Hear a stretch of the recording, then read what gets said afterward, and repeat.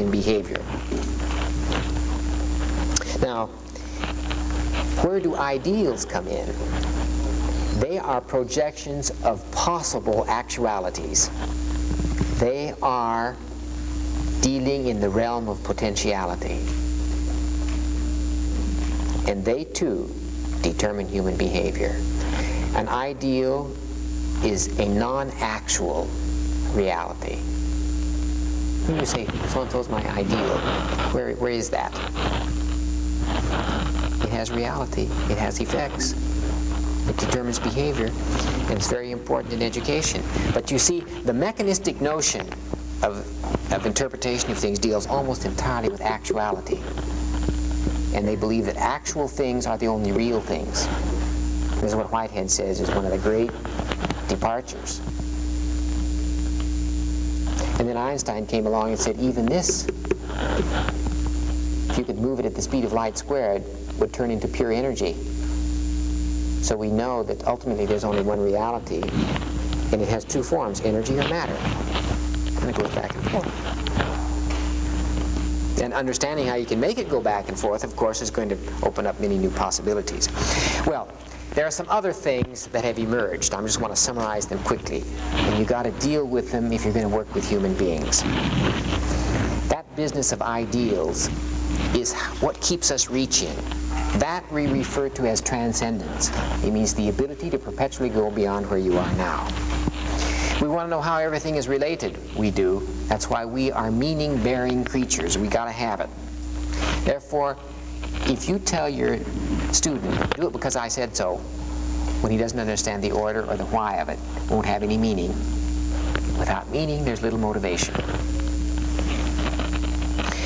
We want to know about a certain order of things. We do not believe by nature that every order of things is equal to every other order of things. We say some orders are better than other orders. And the best orders are beautiful. And therefore, we like beautiful things. It's a creation of ours, and yet it is a reflection of our evolutionary heritage. Because life itself depends upon the finest order, and therefore we have an intuitive gravitation towards beauty. So where do we put the art in the school system? Well, it may be at the bottom of the rung. We are social creatures, therefore we are moral creatures. We are concerned about how we are related. And recently, the idea of equality has dawned upon humanity, and the idea of justice has come to dominate our concerns. Therefore, the curriculum of the future for our kids has got to be concerned with moral issues and justice and evil and altruism. Our definition of evil is anything that suppresses the actuality of potential. Altruism means that quality in human relationships, in human relationships, that permits and encourages the actualization of the other's potential. And we've noticed in looking at married couples, if they relate to each other in a way that they are drawing out each other's potentialities, it's a wonderful family, happy. If the husband and wife are constantly carping at one another and suppressing each other's potential, eventually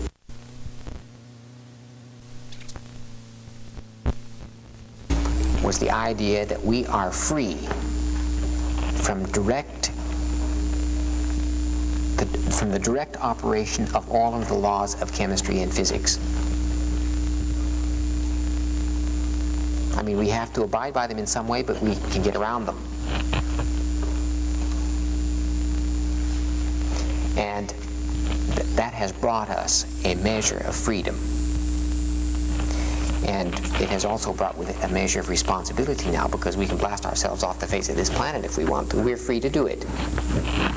That's why, and yet we can't consider those freedoms without responsibility. In this day and age, I think there's such an emphasis on freedom and not on responsibility, and it's gotten out of balance and we're in a pickle. I think there is no virtue in pretending that we are victims of predestination and that we have no say over anything.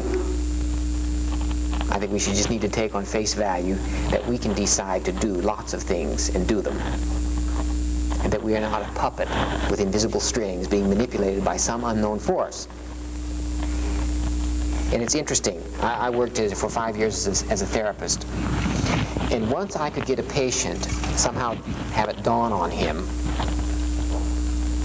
that he was not a victim of 20,000 forces over which he had no control, but that in fact he could get up and do something himself, therapy took a new turn. And that convinced me even more why we had to have volitional competence as a part of the curriculum. The capacity to intend something. You really are sitting in charge of your destiny. You can make all kinds of decisions and do a million things in your life right now to brighten your life, to make it more abundant, to make it richer, to make it happier, or you can decide to make it more miserable. You can decide to be bored, and you can decide to be unhappy and complaining. We are really sitting on that possibility, and I think that one of the greatest things you can do to help somebody who's depressed or having problems is to gain that sense that there is a locus of control there which they can exercise. And I myself found that depression could almost always be broken in a human being if I could get them to do an act of charitable, altruistic service, no matter how tiny, for one other person with no strings attached. Because doing that act seems to bring with it a wave of intrinsic self-worth. And when you feel like you are worth something, it undercuts depression. Now, these are all qualities that Western psychology doesn't like to deal with very much. And yet they are the substance that you deal with as emergent properties in those children all the time. And that's why you haven't found a lot of the psychology books all that useful. Because they don't deal with knowing and loving, which we cite as two basic expressions of human potentiality, and that they are reciprocal potentialities. That's to say, they support each other or they can fight against each other. You not only need to know how to love, but you need to love knowing. And you not only need to know how to love, but you need to know how to be loved. And you need to love knowing. And supposing that in the course of your experience, though, you come to hate knowing, well, you have a learning problem. Or if you never learn how to love. And here, I'm not going to get into the actual definition of these things. We're going to do that over the course of the time.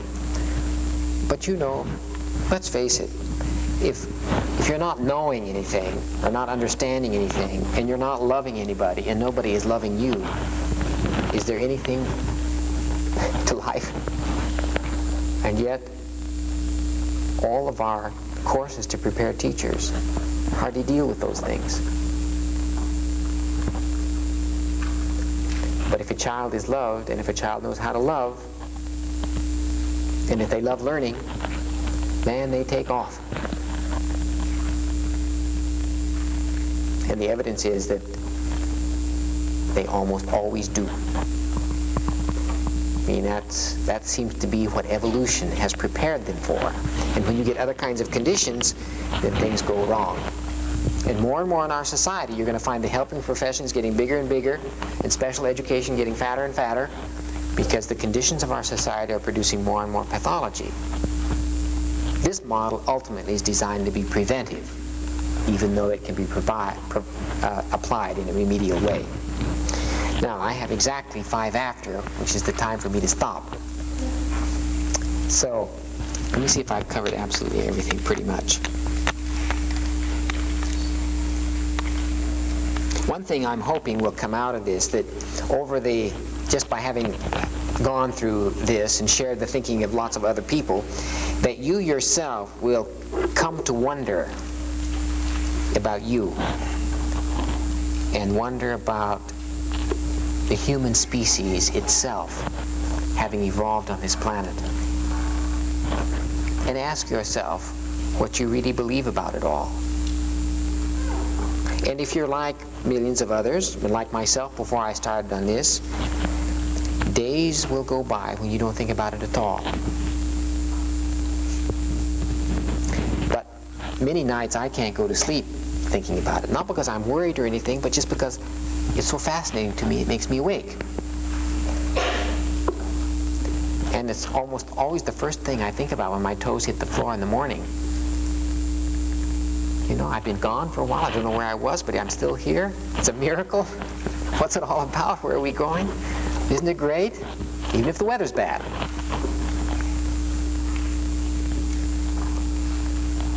And it's that kind of fulmination of this divine spark in all of us which underlies the opposite of entropy, the winding down of the universe, the building up of its energies into higher and higher forms, so that we have become, in Julian Huxley's words, the only known repository,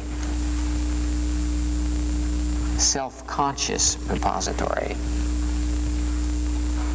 of cosmic evolutionary principles, such that we have become, whether we like it or not, managing director of the biggest business of all, namely evolution. And I, for one, would love to avoid the terrible embarrassment of blasting ourselves into extinction after being around only a million years, when the dinosaurs managed it for 125 million years.